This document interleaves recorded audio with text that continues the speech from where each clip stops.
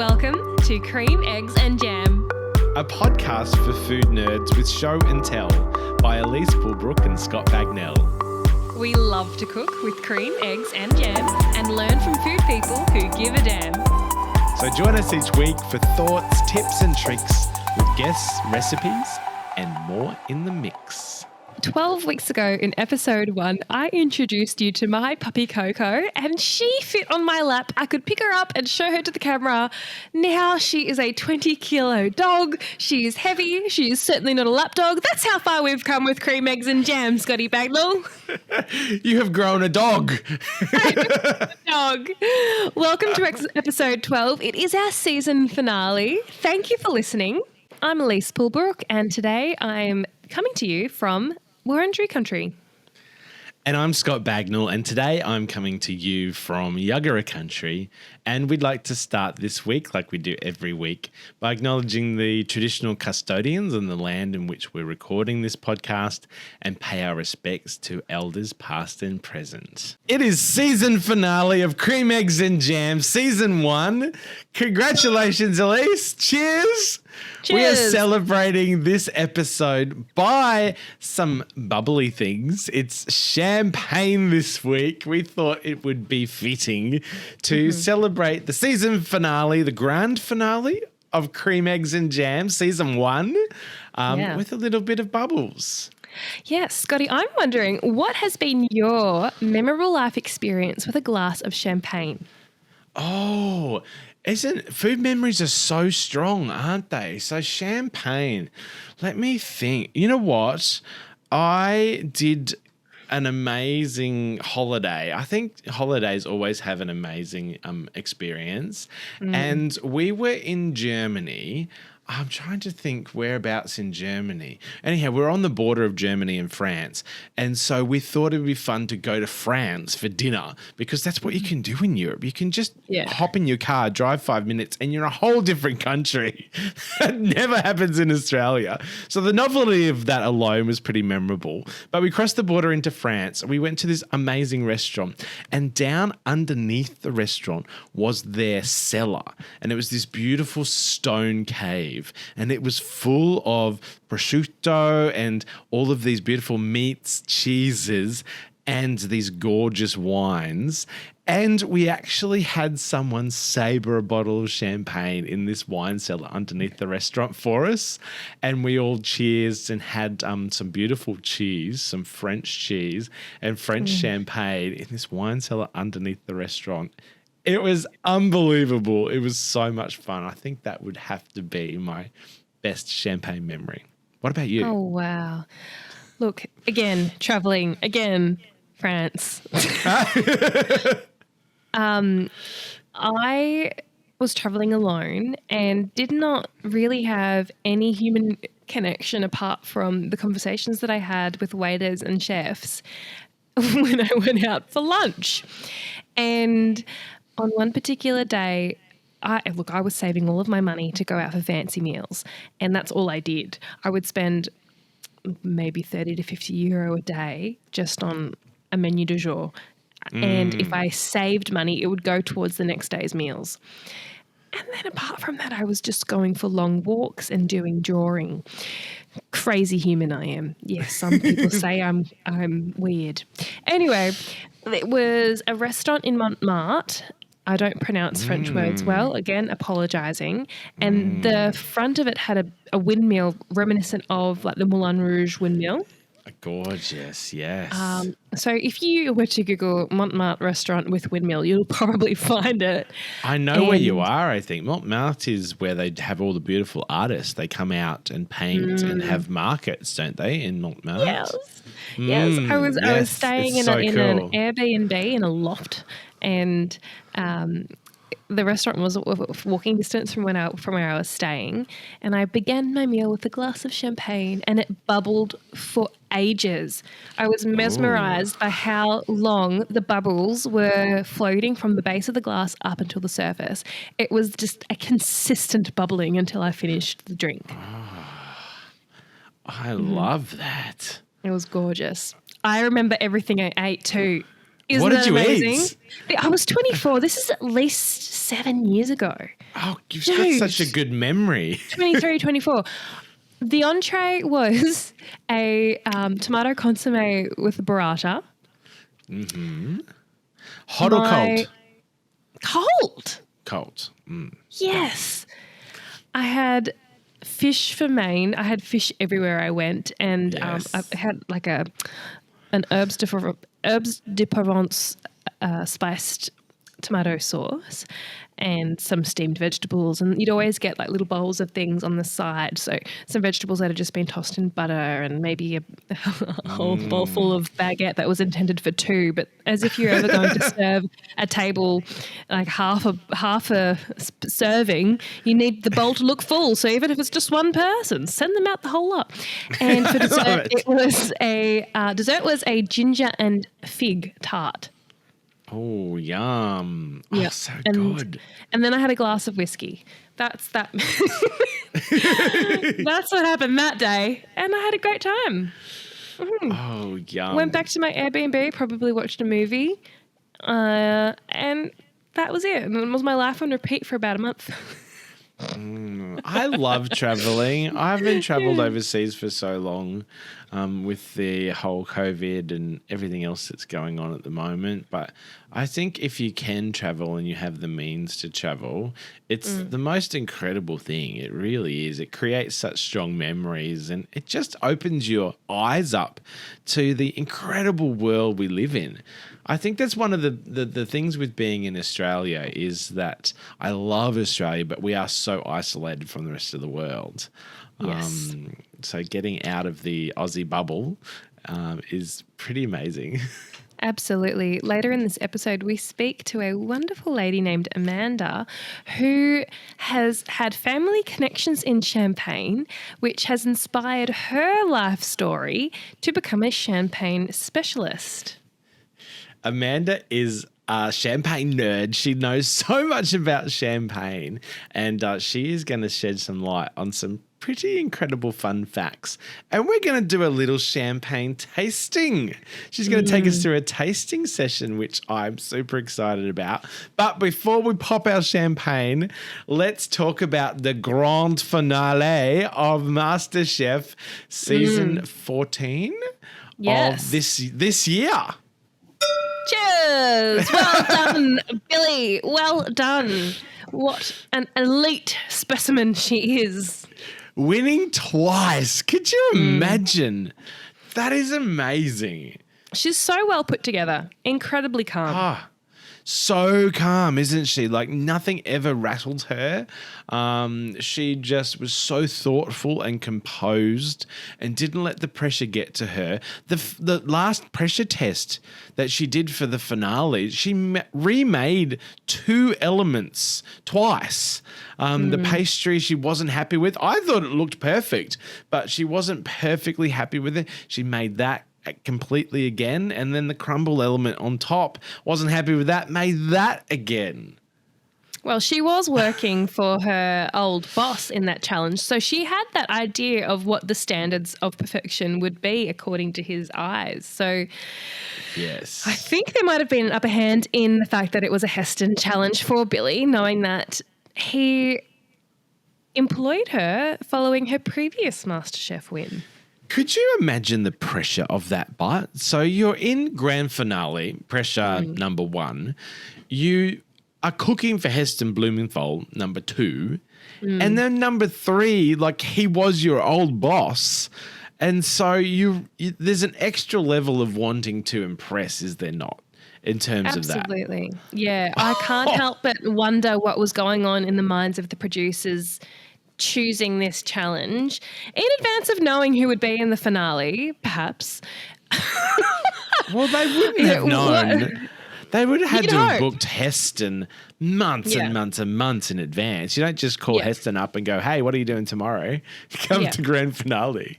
No, exactly. I think Sarah handled it well. Yes. I noticed that she posted on Instagram this morning.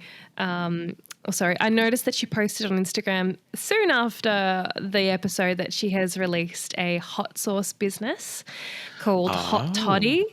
And kudos to cute. her, because to get that up and running, to get that going following MasterChef, you don't have much time to actually think of an idea, create the concept, go to market, get it all happening, particularly because you've been in a pressure cooker for 6 to 7 months and you need to recover from that. So I think she's extraordinary. Yes, absolutely. What a finale. I think everyone did really, really well. Daniel did so good getting so close, coming third. And that was a scary episode in terms of the 3-course dinner that they all did. Everyone was rattled that day. Did you watch that episode? No, I could not. I would imagine that would be particularly triggering. Yeah, no, it's not for me. No. I'm actually relieved that it's not on anymore, because my Instagram feed is going to have less MasterChef content. I'm going to be not thinking about it whenever I get the triggering post delivered to me. I'm not a fan anymore. It's just a part of what's happened. Is there a cooking show that you can watch? Have you been watching anything lately that you've fallen in love with? Because MasterChef is finished for me, so I need something to move on to. Scotty, I know that you don't watch Bake Off, and you have to watch Bake Off. I don't. It is important for our friendship. Where do I get my fix of British Bake Off? What channel is it on? I watch it on Binge, and okay, Binge. I prefer the British version. I just think it's hilarious. It's my kind of humour. Noel Fielding is one of the hosts, and I have adored him since high school. If you're a fan of the Mighty Boosh, you'll be aware of who Noel Fielding is. His humour is just ridiculous, and I love that in combination with baking nerds that he is meeting and learning about baking from. Ooh, I love this. Okay, I'm gonna have to watch it. Yes. I don't know. I don't get stressed watching it because it's nothing like MasterChef. It's a little bit more fun and silly. And the contestants do get stressed out. There is pressure, but it's also a comedy. It's not 10 minutes to go and everyone just having panic attacks. It's, you might have 10 minutes to go. Make sure your buns are out of the oven. Ha ha. Like, the jokes are better than that. The jokes really are better than that. Oh my God, I love it. Anywho, speaking of Europe, speaking of France, speaking of travel, speaking of champagne, is it time to talk to Amanda? I am ready. I have my bottle of champagne chilling at my desk. Let's talk to Amanda. We are joined by Amanda Reboul, a champagne specialist and educator, to talk to us about all things champagne. Welcome, Amanda, to our podcast. How are you? Hi, Scott. Hi, Elise. Thank you so much for having me. I'm having a little bit of a fangirl moment at the moment with you guys. I love your podcast. Oh, it's amazing. We love you. Well, I love you. I've had a few opportunities I've done a champagne sabering course, would we say, with you, which is amazing. And you also supply beautiful truffles in Brisbane. And we thought it would be a perfect opportunity to get you on today. It's our final episode of season 1 to celebrate the ending of this season. Why not celebrate with bubbles? Of course. Bubbles are the best thing to celebrate with. Absolutely. Scotty, you mentioned sabering. Amanda, for people who are listening who have no idea what that is, what is champagne sabering? Sabering is when you take a big sword and you knock the top off the champagne bottle with the sword so it breaks cleanly. The glass ring around the cork breaks off the bottle. It's a bit dangerous. But it sounds quite gangster. Yeah. Medieval gangster. Yeah, there's a couple of theories about who started it. The nicest story is Napoleon's soldiers when they were going through France during the Prussian War. It was their the farmer owners had to put the soldiers up if they came through their land, and they went through Champagne. and the Veuve Clicquot. So Veuve meets widow in French. And she had been recently widowed. She was 27, apparently quite beautiful. And she had to put the soldiers up, and she'd give them a bottle of champagne to take off to war for their ration every day when they left. So because they're, young show-off Frenchmen soldiers, they'd unsheath their swords and knock the bottle off, the top off, and blah, blah, blah. So that's a very romantic story, I think. I wouldn't want to drink it from the bottle once the top's been cut off. Oh, gosh.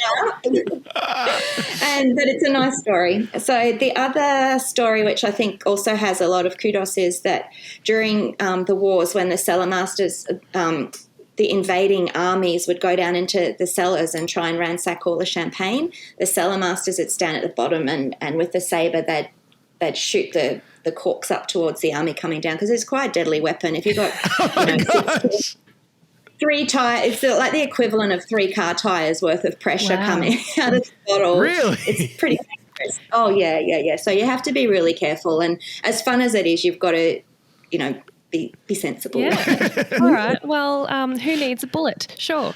I am wondering. Never thought of champagne as a weapon. For your friends and your foes. When did you come to discover sabering, to discover champagne at such the intricate level that you understand it? What has your journey been like, Amanda? Yes. So it's just life, the little path that life has taken me that I never would have foreseen when I was younger. When I was 18, I was given a bottle of Bollinger for my birthday. My parents were teetotalers, so I'd never really drunk a drop of alcohol in my life. I was also a swimmer, and I was doing a lot of training and everything, so I didn't ever feel like drinking alcohol when I was younger. But I had this bottle, and it was very special, and my mum's telling me it's very special. So we were going to share it with my mum. She would have a drink. She's not a complete teetotaler like my dad is. But anyway, so we had this bottle, and I'd never tasted anything and I just was in heaven over this bottle of champagne. And so between my mum and I, it lasted us 3 days, this bottle of champagne. Which is stupid, like when I think back on it, but it was so special. So I was very intrigued about champagne back then, and also all things French. And I'd studied French up till year 12 at high school. And anyway, fast forward a few years, I was travelling with a friend doing not a gap year because I was working, but I had 6 weeks holiday and I was backpacking around Europe, and I met my husband, who turned out to later on become my husband, and he's French. And when I met him, he was telling me about his brother was about to get married to a girl from Champagne. Oh. And so suddenly Champagne became a real place, not just a bottle, like not just a drink in a bottle. So he'd send me photos of the wedding. He'd sent me photos of the wedding. It was all snail mail back in those days, so I'd wait. And it just looked really amazing. So then back in 1995, and I was married by that stage, and my husband got a job in Belgium, near Brussels, and it's only about a 3-hour drive down to Champagne. And his brother's in-laws still lived in Champagne. So they said they were the closest relatives that we had, or anybody that we knew close to us. So we'd go down most weekends to stay with them. And because they were locals, they'd send us off to their mate who was a grower. Like, I didn't know what growers were back then. There's growers in the big houses. I probably only knew a handful of names of bigger houses. And, I just learnt from talking to the people, and I just loved the generosity of spirit that they have. And the countryside's beautiful. So I was able to visit quite a lot, and, talking to the growers, you learn a lot. So just talking to farmers, it's like you're essentially talking to farmers. So, yeah, it was good. So we moved to Australia in 2006, and at that stage I had 3 children, and I hadn't worked in any capacity really, apart from volunteer work I'd done along the way for about 14 years. So here I am, like, what am I going to do for a job? Nobody's going to employ me. And I thought, maybe I can go to a travel agent that specialises in France. And, I was good at travelling with kids. I had a lot of experience and tips of travelling with kids, and I could speak French, and I knew Europe. And so I went to one travel agent, and he said, no, I don't really have anything for you, and I don't think I ever will, kind of thing. I thought, What else am I going to do? I only know about champagne. So someone just said to me, well, why don't you just write about it? Just write a blog, because blogs were new, So I started writing my blog, and then one thing led to another, and little steps, baby steps. But, so probably by about 2014, though, I was going back regularly, and I was taking groups of people back. And I think 2015, for the first time, I was going back just by myself for a week in April. They have a professional week of champagne professionals or wine professionals from all over the world. And all of the growers and houses have all these special tastings of the still wine from the previous year's harvest. So it gives you an idea of what that adds to the blend of a champagne year per year. And then I started really understanding about the harvests and the weather conditions and everything. Speaking of tastings, you were going to take us through a very special tasting today. So Scotty asked me to choose a champagne that maybe we could all get. So I did have to look at a bigger place that I knew, a chain. You don't always get the most interesting things in chain stores. You're better going to boutique places. But to make sure that it was one that was in Queensland and Victoria, I looked at what was online, and I stumbled across this one called Sarine. Yes. And it's a really interesting bottle. And I got a little bit excited because it was the first time I'd seen it in Australia. So Sarine isn't really the name of the people who make it are called the Shinwan. It's one of those. It's on the back if you guys want to read it. Shanwan Brothers, Chanoine. And this is the Sarine cuvée, if you will. So my husband had this auntie, and very Parisian lady, and she loved, this was her favourite champagne.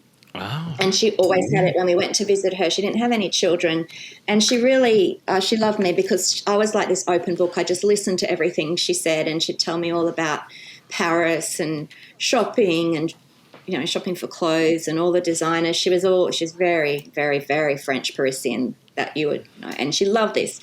And then unfortunately she got breast cancer not long before we left Australia, left to come to Australia. And we went to visit her in Paris just to say goodbye because we were moving to Australia. And she had a bottle of this in the fridge for us. And she wasn't drinking it. She used to throw back the champagne. She was just putting it up to her lips. And I said, Tati, Tati means auntie in French. Why aren't you drinking it? And she said to me in English, it's no good. It's no good. It was sort of a way to tell me that she was dying and that was our last, and she wanted to have a last drink with us. But every time I see the bottle in France, so often when I'm back in Champagne by myself, I'll get myself a bottle of this and just think of her. But you couldn't get it in Australia, and it's very new in Australia. So, yeah, so it's nice. I haven't had it for a while. So, but the Sarine is in reference to the Russian Tsars. So this Shanwan brothers, it had to be a difficult name to pronounce. Yes. They started making champagne in 1730, and so it's the second oldest champagne house. Only Ruinart is older than them. So, and it stayed within the family for a long, long time. And so that's like, if you want to put it in historical context, that's at the time of Louis XV. So that's how long it's been going. And at the time, the Pierre Chanoine, who was the father, like the founder, he decided to try and get his champagne into royalty, so into the royal houses of France, of Europe. But he also went over to Russia. And there was this new Tsarine, her name was Elizabeth Petrova, and she had just become the Tsarina. She'd just been crowned, and it sounds like she was a real party girl, and so she loved these bubbles, this bubbly. So they didn't call it champagne back then. They hadn't established that the region was called Champagne, but the drink wasn't called champagne. And he got, so his son, the son of this Pierre, when he was coming back, it then became the time of Catherine the Great when she was Tsarina, and he was calling it to her his pop cork wines. Pop cork so in French, pop wine, so sort bouchon in French, and so they all were drinking in Russia pop cork wines. Oh, I love that. It's a lovely story. And then it was only in 1996 that the house started making, they had new ownership and they started making the tsarine just as an ode to the past that they had with the Russians. So, and that fancy bottle, this isn't a bottle to savor. So don't go buying this bottle and trying to savor it. It will end in tears. Oh, how do you know?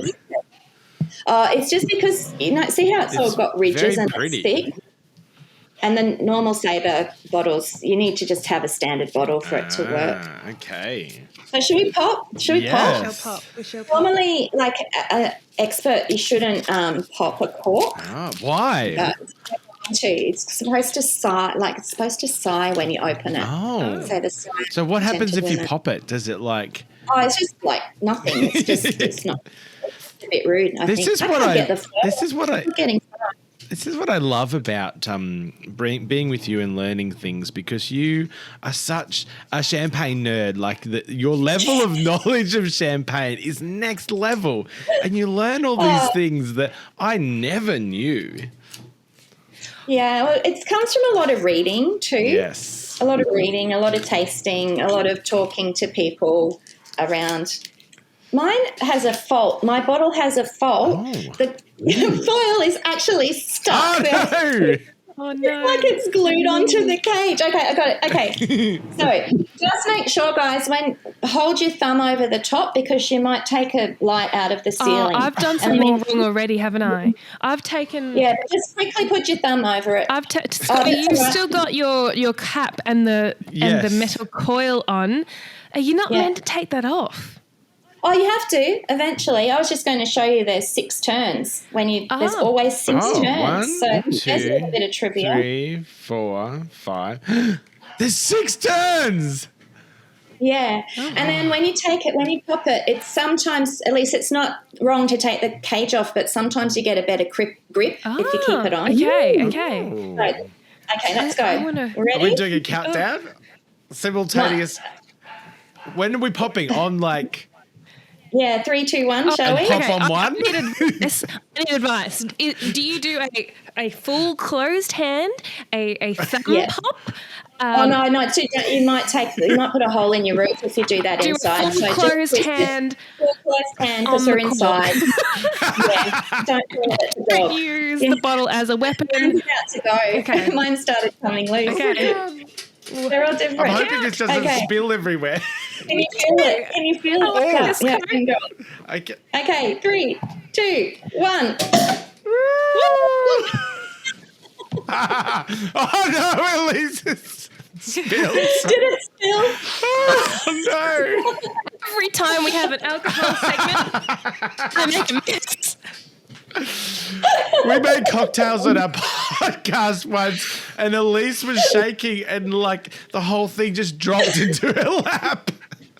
Oh no! I need to be covered in tea towels, I think. On this occasion, I'm picking it a bit. Sorry. That's okay. Now, I asked you to bring a couple of different glasses along. Were you each able to do that? Yeah. Different glasses. So I've got a few just to keep talking, but this is a tulip. They call this a tulip flute, and this is what's considered to be the best champagne tasting glass, because the bowl opens up, so it allows the aromas to open up, but then it comes back in at the top, so then they get concentrated back again towards your nose. So when you use one of these old, lovely, even though it's beautiful, crystal wedding present type champagne flute, there's nowhere for it to open up. The bubbles rise up nicely, but there's no way for it to. So if you can't have one of these, if you've got a white wine glass, it's actually pretty good, because if you look at, can you see how the bowl that is? It's quite similar. The only difference is the white wine glass doesn't quite go in as well. So that if you're tasting a really nice champagne at home, and especially with a meal, use a white wine glass. And they do that in the restaurants in France a lot now too. If it's the champagne you're having with your meal, they'll serve it in the white wine glass. Oh, I love that. See, I ask at a restaurant here if we've ordered a nice bottle of champagne and they come out with these flutes. Yes. I kind of So I love that, because you'd always expect it to be in a champagne flute. So if someone served me champagne in a wine glass, I would think it was wrong. And then the other thing I have just to show you, these are the coupes. Oh, yes. That's the antique one, like that's supposed to be the size of Marie Antoinette's left breast. But, really? that's how they got that size. But they're really elegant at cocktail parties because you carry those. But there's nowhere for the bubbles to rise up. So everything just disperses and all the aromas disperse. So they're not a great tasting thing. They're great for parties, but it's not a good thing to taste champagne in. And does it go like flat quicker or something? Like there's more surface area? Yeah, it does. Okay. Yeah, it goes flat quicker. Yeah. So I just bought that to show along. So if you've got to, I suggest you put a little bit of champagne in each glass. Don't fill, like on your white wine, just fill it like a little bit. Don't overfill it because it needs room to breathe. Okay. So, and it might, if it fizzes up, see how mine fizzed up a little bit? Oh, yes. Because it's so narrow, just put it down and wait and then do the other one and then you can come back and pour a bit more. In terms of ideal temperature, what Yes. should champagne be served at in your view? So non-vintage champagne, which we're drinking, should be 8 to 10 degrees. 8 to 10. And vintage champagne should be 10 to 12 degrees. Just that little bit warmer for opening up the complexities of flavour. But in a tasting situation like today, if it's come a bit warmer, it's actually a good thing because it's like when you're cold and you like, if you've got a really cold drink, all the flavours kind of in on itself. And if you let it warm up, it relaxes and opens up and then you get a better idea of all the flavours. I love that. So there's a difference between tasting and drinking. So, yeah. Oh, that's good, Elise. In terms of vintages of champagne, quite often a lot of champagnes are non-vintage, whereas a lot of wines, like red wines, have a very specific vintage or year in which that wine was made. Why is champagne typically non-vintage? So, yeah, that's a really interesting question. And it's because when they make champagne, they blend not only a blend of different grapes to make non-vintage champagne, but they blend back years of harvests of still wine that they've harvested in previous years. So when they're making champagne, there's this huge palette of tools that the winemaker can choose from to make a champagne. So if they want to get a specific taste. So when you're making a non-vintage champagne, every house has their style and that they want that every year that you taste it, it tastes the same wherever you are in the world. So it's quite a skill for them to blend together everything, and sometimes they need a bit more richness, so they'll take an older vintage and put it in. And that's why it's non-vintage. It could also be called, there is people who are trying to get it renamed as multi-vintage. Interesting. Because it's lots of vintages together, whereas a vintage champagne is only made from grapes of that particular year's harvest. It can't be blended with other years together. And so if the harvest wasn't a good year, they won't make a vintage champagne that year. They'll only make it on the really good years. And they don't make as much of it. It's only a small portion of their production. And that's why it's more expensive. Does that mean that a vintage champagne is better than a non-vintage? It's that's also a bit subjective because if a non-vintage champagne, a lot goes into making it. There's a lot of skill that goes into making it consistent.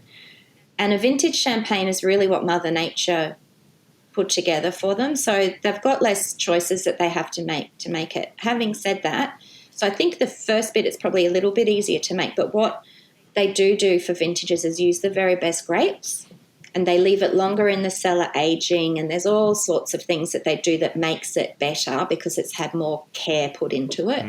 Okay. So, yeah. Interesting. So it's very complex. But anyway, I think what you'll be able to see to start with, like the colour, they talk about the colours. The colour looks pretty much the same. That doesn't change and the best way to do the colour is to have a white sheet of paper. The light's not good. This is kind of a pale yellow, this one. And they're the same in both glasses. It didn't really change the colour very much with that. But what you can see a difference on is the bubbles rising. Can you see in your white wine glass? Have a look. The bubbles seem to rise a little bit from the centre and they're mainly just coming up the centre. Can you see that or not? It feels like I've got more bubbles in the white wine glass. Yeah. And then the straight up and down one, like I wouldn't even think looking at them. I wonder, put it up to my, I wouldn't even think looking at them that I've got the same champagne in, oh, hang on. The bubbles look completely different They just because of do. the, I'm So- wondering why my glasses don't have a little bit of a foam like yours do. Is it because when mine opened it exploded? no, it might just have to do with how you washed it. Also, yours is a bit wider at the bottom. Okay. Yeah. Yeah. So now this is where you'll see a difference. If you put your nose in it, put your nose in the skinny one first. Skinny one first. Okay. And like I put my nose in the skinny one first and I smell alcohol. Yes. Pretty much. All I can say is there's alcohol. But if I put my nose in the white wine one, the Oh, tulip flute, it smells completely different. yeah. What? So you can start thinking there's white flowers. Wow. There's an elegance. There's some kind of floralness in there, a little bit fruity. Tulip So glasses, now do- hey? I'm going to add some to a cart later today. That's right. Not that I need any more glassware, but tulip Help you with glasses I that don't have. You might need to also add another cabinet to your online shopping itinerary. So now do the same exercise. Smell it and take a sip. Smell and sip from the skinny one and then smell and sip from the bigger one.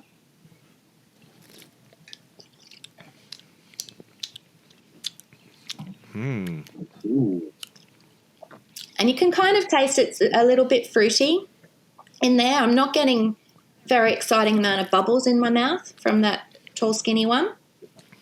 But then when I have it from the bigger one,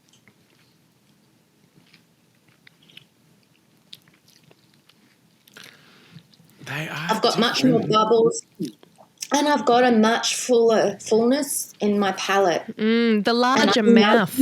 You definitely Much get larger mouth. more in the mouth with the larger lipped And I like- glass. Exactly. And I like talking about the mouth feel. It's very round and balanced. You can feel this champagne. It fills up beautifully your mouth. Now, one of the reasons for that is this particular, I was saying before how they make the champagne, they blend grapes together. There are actually 7 champagne grapes, but there's 3 that they mainly use, which are Chardonnay, Meunier, and Pinot Noir. And usually people use, they'll either be Chardonnay dominant or Pinot Noir dominant, and then they'll put a little bit of Meunier in there because it balances it out a little bit. Chardonnay gives freshness and elegance. The Pinot Noir gives it the structure and body, and the Meunier gives it a bit of fruitiness, that little extra kick in it. So, but this one is equal amounts of each grape. Ah, So we've interesting. got 34% Chardonnay, 33% Meunier, and 33% Pinot Noir in here. So it's very, very balanced as far. There's not one that's dominating. However, they are the two, Meunier and Pinot Noir are both black grapes, and they give a lot more structure. So you would say this was a Pinot dominant one. It's richer, but you can't really tell that it's very full in your mouth. Yes. So that's there's lots of good things to talk about this champagne. It was a great choice in the end. I lucked out there. It's a But, yeah. delicious drop. I'm wondering what characteristics are you looking out for in a good drop of champagne? What are some visual cues that people can look out for, or taste signifiers? So you want to see the bubbles rising up nicely. You don't want them to be too energetic and bold and popping out great big bubbles sort of bursting at the surface. That's an indication that it's quite young and it hasn't been cellared for very long. When you put your nose in it, you want a bit of a richness about it, and you want that to transfer to your mouth as well. And then once you've got it in your mouth, the very fine bubbles are an indication of how old the champagne is or how well made it's been. So it's the colour not so much, because the colour can depend. If you're having a completely Chardonnay champagne that's Blanc de Blanc, they're very pale. They've almost sometimes got a bit of a green edge to them.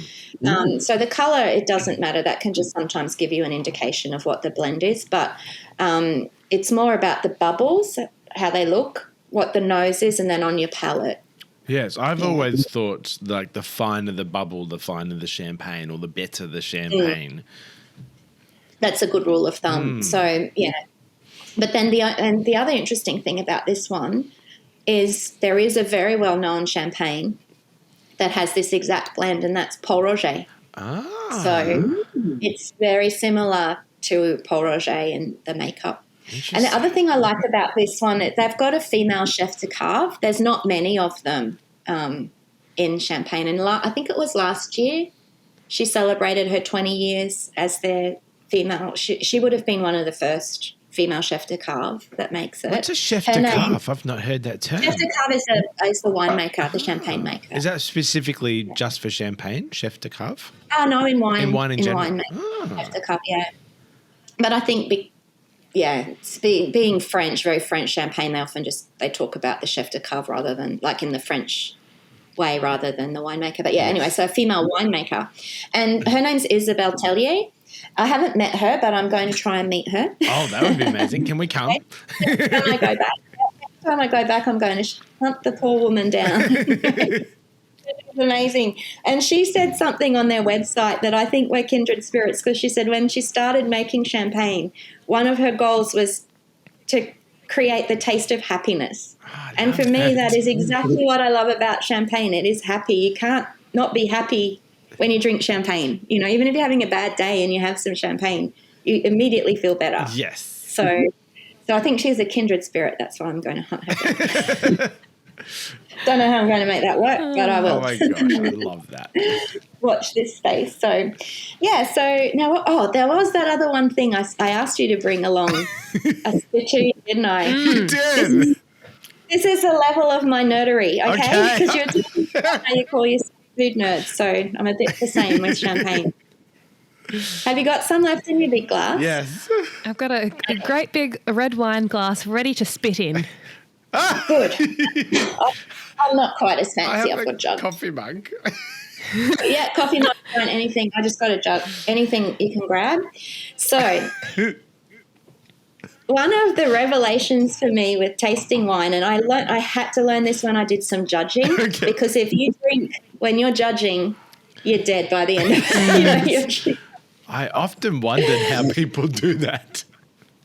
Oh, yeah, they spit. They don't swallow it. Because all of the pleasure's in your mouth. Samoan said to me once, all of the pleasure's in your mouth. The only thing it achieves once it goes down your throat is to get you drunk. So Fair enough. I don't know.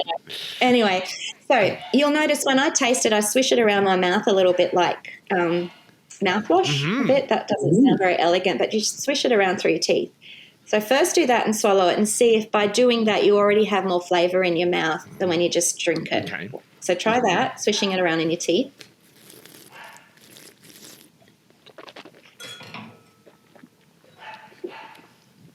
Swallow it. Yeah. Can you feel how by swishing it around your palate it's coated your mouth and you get much more of an idea of the flavours? Yeah, it's definitely, you can feel that coating on your mouth.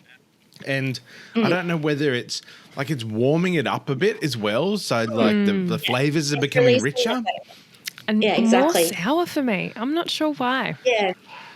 And then, the acidity. I think it's the acidity in champagne. It's naturally more acidic than sweet, I guess, of brut champagne anyway. So, so that already you can see you can do it. Now, I'm going to show you how you get a real flavour bomb in your mouth. And this is a professional thing, and nobody wants to do it, but once you do it, you're going, got to try that. It's not. Oh no, I'm so worried about this. So what you're going to do is you're going to swish it through your teeth, and then you're going to spit it in there and tell me what you're feeling in your mouth. I thought you were going to say drink what you just spat out. Oh, yeah. Spit it out and tell me what you see. Okay, I'll show you what to do. It's not the most elegant, but I tell you what, that's fine. Nice try. The spitting part is fine. Yes. Okay. Oh, swishy. Spit. Okay. Oh my God. Flavour bomb. That's more pleasant indeed. More gentle. Yum. I'm salivating now. It just hangs around. Yeah. It does. Why is that? Because it's kind of got all over your palate. It's touched every surface, and It's woken everything up. So the salivating, you're almost a professional wine taster. So I'll tell you a story about salivating. It's because the Chardonnay in this is from the Côte de Blanc. It's an area in Champagne to the sort of the southeast of Champagne a little bit, near southeast of Epernay, I mean. And it is chalky, very, very chalky, and the vines are all grown in this white chalk. So Côte de Blanc means the slope of white. So it's Chardonnay grapes that are white grapes, and it's white because of the lime scale. So the roots and everything, if you think about it, it makes sense. The roots go into the earth and they're drawing up all the nutrients from the soil. And when the soil's chalk, it goes into the flavour.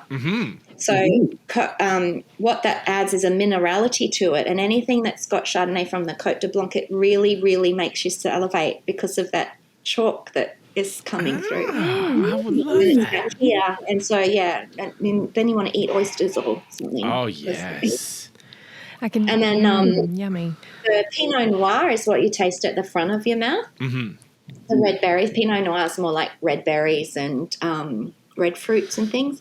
And then the fruitiness like plums, that's the Meunier, and that's in the middle of your palate. But because this is a very balanced wine, because it's equal quantities of each of the three of the grapes, it's just kind of doing its thing inside our mouth. But you have picked out the Chardonnay, Elise, by saying you're salivating, so that's good. Oh, there you beautiful. go. I can definitely feel chalkiness too around where I sieved it through my teeth. There's that chalkiness around the gums and at the roof of the mouth. Yeah. I'm not sure this one. So a Brut Champagne, it doesn't say on the back. So a Brut Champagne means, you'll see Brut written on the bottle. That's going to be non-vintage Brut. This one's called Cuvée Premium Brut. And the Brut's an indication of the amount of sugar in it. So it's got 6 to 12 grams of sugar per litre. I'm fairly certain this one, just from that dryness we're feeling, is to the lower end of that scale. So it's probably closer to 6 and definitely not 12 because of that dryness we feel then. So, and then if it gets drier than that, it's extra Brut, and then it's zero dosage, or that they call. So that's got zero sugar added, which is a bit of a trend at the moment. When people go to the shops, what should they be looking for in a bottle of champagne? Are they looking for a label that says it's from France? Are they looking for certain names of big house champagne manufacturers? Yeah, so that's a really good question. I just wrote a little free ebook that people can download from my website that answers exactly that. It's called How to Level Up Your Champagne Game. I love this. And it's all about being able to read the label so that you can make different choices rather than just going for the same one each time. So there's an awful lot on the label that is really interesting to know.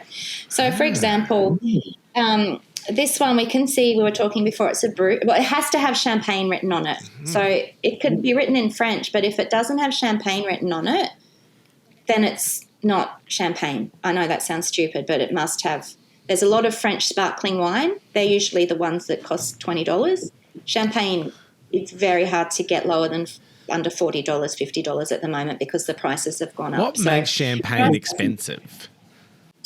It's the grapes themselves. So the raw product is very expensive and the yields, the harvests are regulated. So this last year they were only allowed to press 8,000 litres per hectare of ground. So, and that goes down, up and down. They regulate the market a little bit like that about how much you're allowed to produce. I never knew that. But the grapes cost about €6 per kilogram to make. So €6 is about $10, maybe a bit more at the moment. So we don't pay that for table grapes. Like that's an awful lot of money to pay for raw $6 per kilo for the grapes. And there is 1.5 kilos of grapes in a bottle. So before you even start, before any of the man hours or anything counted, there's already about probably $20 worth of grapes in the bottle. Yeah, interesting.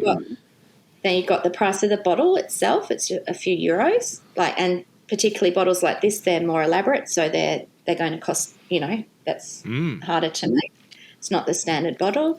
You've got the cost of the labels, the cage, the cork, the foil, and all of that adds another about €10, about dressing it up per bottle. So you're already quite high up there before you even consider the man hours that went into it, the cellaring, the storage, the transport to Australia, the taxes in Australia. There's 55% tax on alcohol imports in Australia. So, it's Given the limitations imposed by the quantity regulations, if you are a big champagne house, what does that mean? How many bottles or litres would you produce per annum? Okay, so that regulation of litres per hectare is how much each hectare of land that they can press grapes from.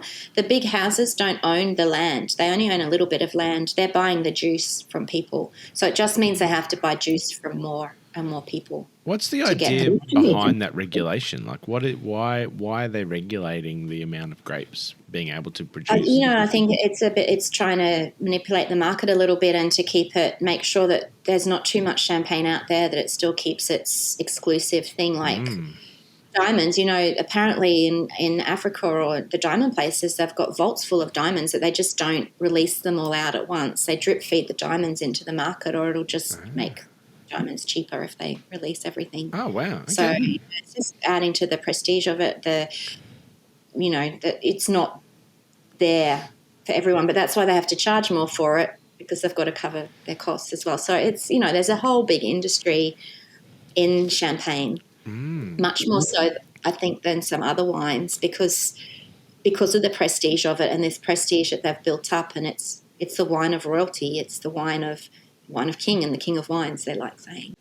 Do you have a favourite food pairing to have with champagne? Or do you make something with champagne? Do you cook something with champagne? There's a big fallacy that champagne's only an aperitif drink. You can actually go through a meal on champagne, different types of champagne. So, like, I love a rosé champagne with pigeon or something like that for the main course. That's beautiful. But look, nothing goes past champagne and caviar. Yes. Just caviar on the back of your hand, champagne. You don't need much. Bubbles everywhere with caviar. So, perfect. But yeah, there's some really nice, like, pigeon and rosé champagne is really, really nice. Yum. I love, this is a silly one, I love champagne and French fries. Oh, yes. Really nice because the saltiness and the greasiness of they can't be greasy fries, but just they are, Yes. And the carb, and it cuts through the acidity of the champagne. It's really nice, like champagne and chippies. Yum. Are we talking like McDonald's fries or like fancy fries? No, nice shoestring fries. Nice.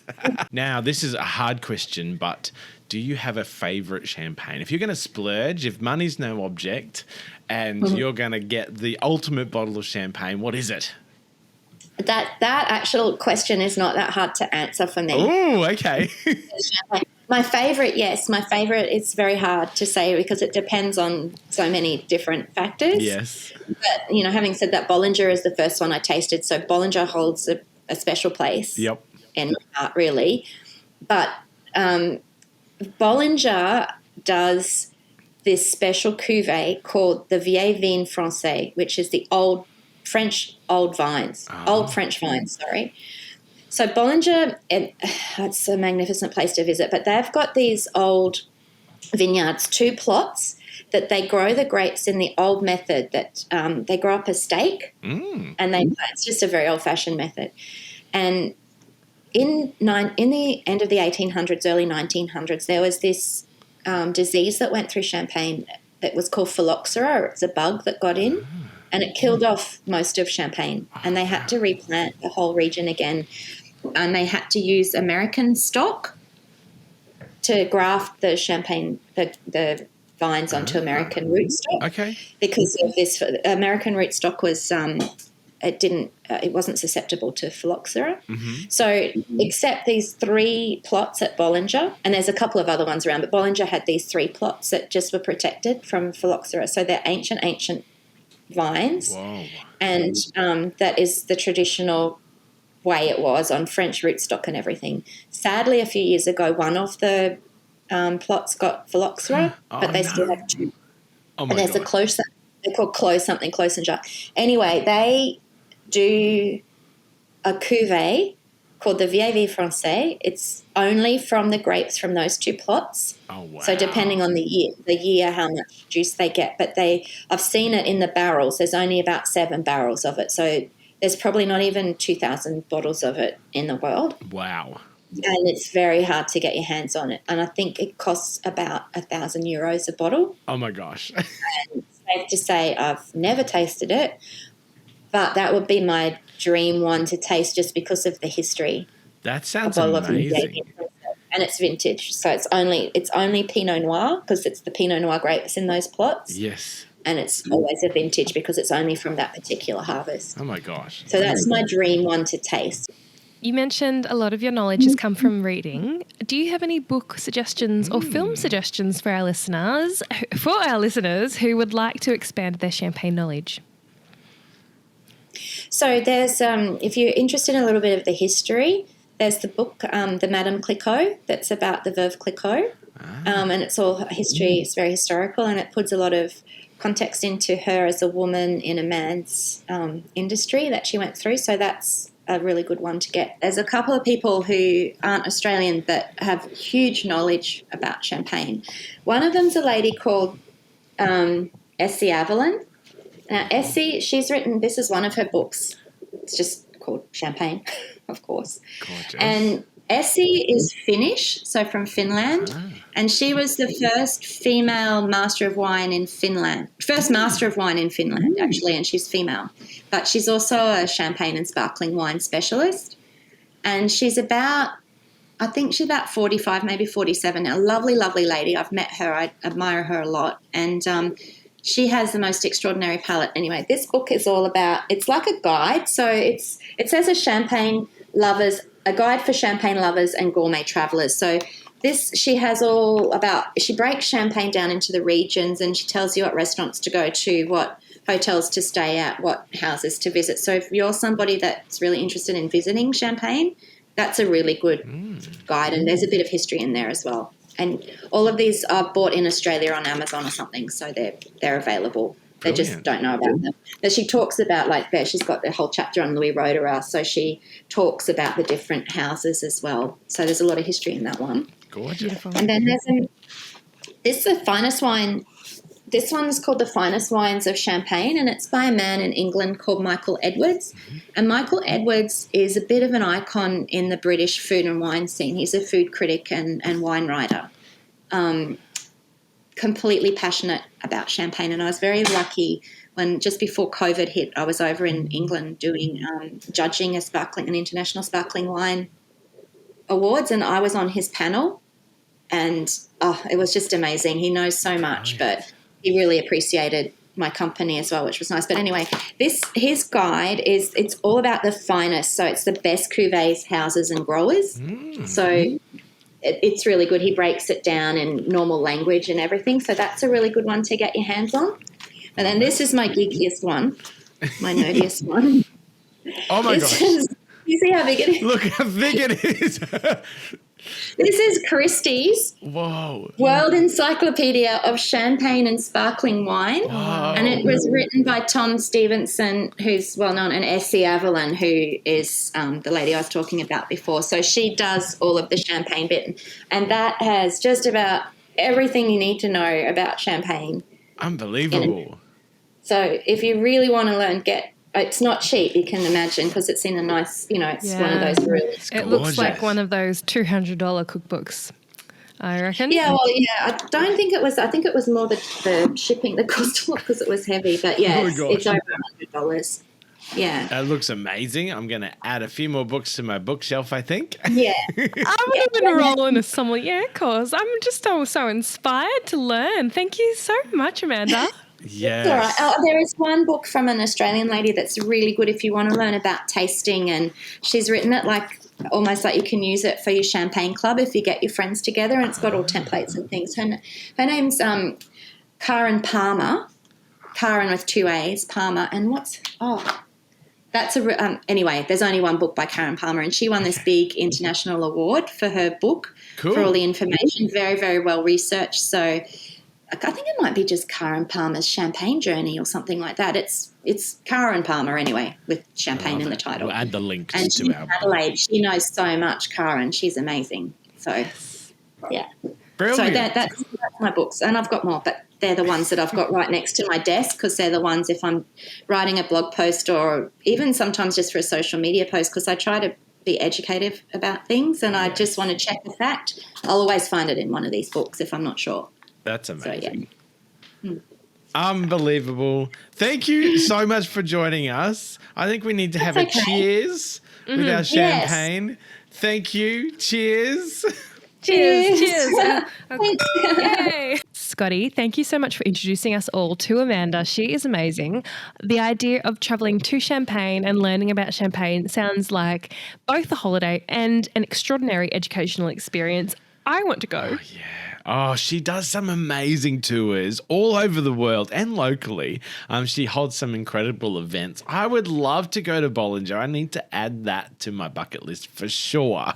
Yeah, I'm going to keep my eye out for when Amanda does some events in Brisbane, and maybe I need to coordinate my trip to visit you to align with something like that. That would be ideal. Very ideal. I think that's an excellent idea. Can I share with you my show and tell? Yes, you look like you have something ready to go there. I'm intrigued. It looks like a book. It is a book. Looks like a book. It is The Art and Science of Food Pairing. Now, this is a book by Peter Clicquot, Bernard Lahore, and Johan Lagenbeck. Do you have this one? I don't have this one, no. In this book, the byline or the subtitle is 10,000 flavour matches that will transform the way you eat.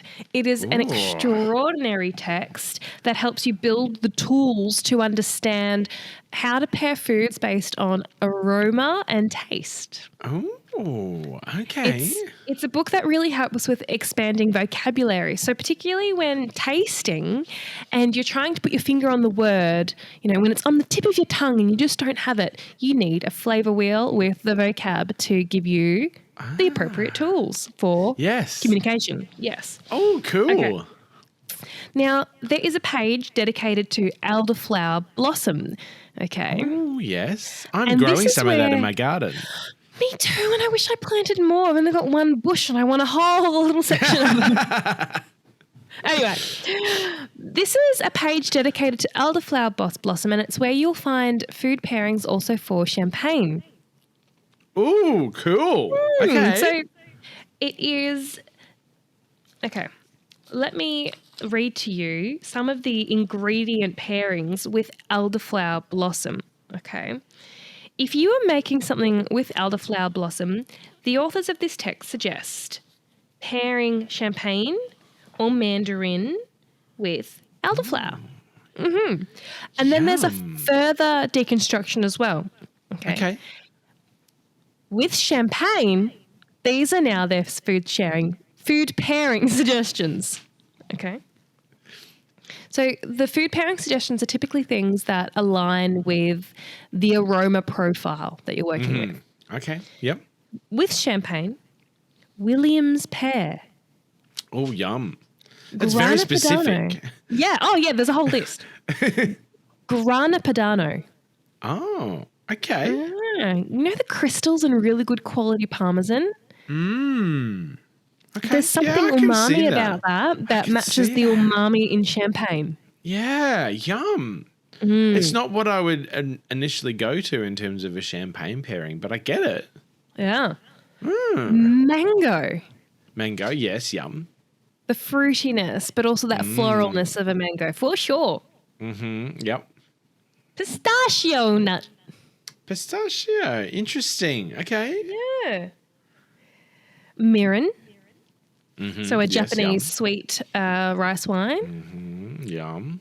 The next four are fig. Yes. Amarillo chili. Oh, pass. pan-fried bacon. Yes. Tick. And kiwi. Kiwi fruit. Kiwi fruit. Yeah, okay. Yep. Yum. So now I'm imagining a pavlova topped with kiwi to have with my glass of champagne. Yes. Yeah. Oh, I could definitely go a slice of pav right now. Yum. So anyway, I've shown you that book. It's I love lovely. it. It's a great trigger for ideas. It's a great motivator for understanding how to pair foods and pair flavors in ways that make sense. Speaking of the bergamot that you sent me last week, I made a batch of shortbread with, and chose to flavour the shortbread not only with the bergamot but also some elderflower tea and a little bit of rose water. They're so good. And it works because these things share aromas. These ingredients have a natural affinity towards one another. And so when in unison, they create harmony. Delightful. Yes, your briskets look really good. I saw them on Instagram. They're an adult biscuit. They're not a biscuit that a kid might bite into and thoroughly enjoy because they're not overly sweet. And they've got that. They taste like a cup of tea. Yes, yum. Yeah, I'm really excited about them. So that was that. I like I still have more bergamot. Oh, yes. I'm going to send you a recipe for my baked bergamot custard. Okay, that sounds great. It is so good. It uses the bergamot juice because the zest of a bergamot is really strong. Like you only need a little bit. It's so powerful. If you use too much, it's kind of bitter, isn't it? That's what I've discovered. Yep. Yeah. But the juice is spectacular because it's super sour. It's really good for making cocktails and drinks with. Amazing. But this bergamot custard I do has got like a lot of bergamot that you put juice only. And it's this baked egg custard.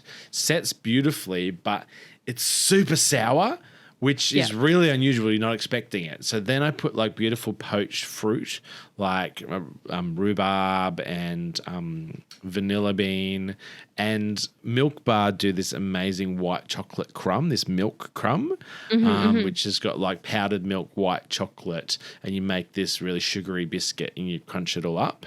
And so you do that with like poached fruit, milk chocolate crumb, sour baked custard. It is one of my favorite desserts of all time. That sounds glorious. So I'll have good. that. Yeah, send me I'm that. going to send you the recipe.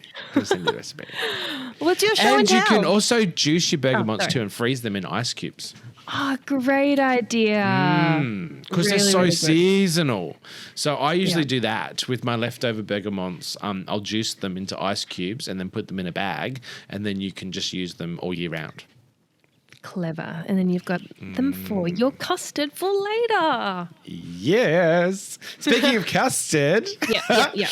You were also posting this week on Instagram about comfort food, which got me thinking about my favorite comfort food, which is basically anything that comes from a bakery, but usually something also filled with custard. And so my show and tell is my favorite bakery cookbook. I thought I'd share this with you. Yes. This is my all-time favorite. Burke Street Bakery in Sydney is I'm going to call it, I think it's the best bakery in Australia. It's my favorite. It's my personal favorite. Wow. I know that's a big call, but they're I'm going to show a picture. They do these tarts, which are a ginger brulee custard tart, and it's my favorite thing ever. And so I've got some bergamots in the fridge too. So I'm going to do this ginger brulee tart with the bergamot juice. So it's like sour custard ginger with the brulee on top. All right, well, let me know how it goes. That's inspired me with the comfort food. But yes, this book is so good. Do you have this book? I don't actually. Yeah, and I've never been. What? Okay, we're going to Sydney. Yeah. We have so many places to go. I know. I think next season we need sponsorship. If anyone's listening and you would like to sponsor season 2 of Cream Eggs and Jam, please contact us so that we can go traveling around Australia and have fun times. That's right. We need a travel budget mostly. Yes, high on the priority list. Yeah. Anyway.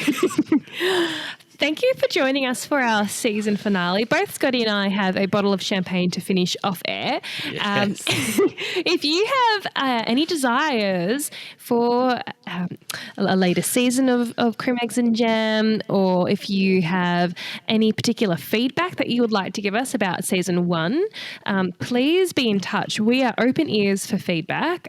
We want to create something that our listeners love. So your feedback is very important. Yes, we have really enjoyed putting this podcast together. It's been a lot of fun. It's been a big learning curve. So we would love you to show our support. Go to our YouTube channel and like and subscribe to the channel. That helps us a lot. And please get in contact with us. We are planning season 2.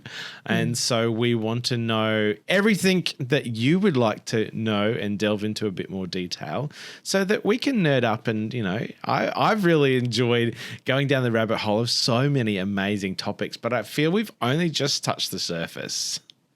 Absolutely. And Scotty, I have a surprise. What?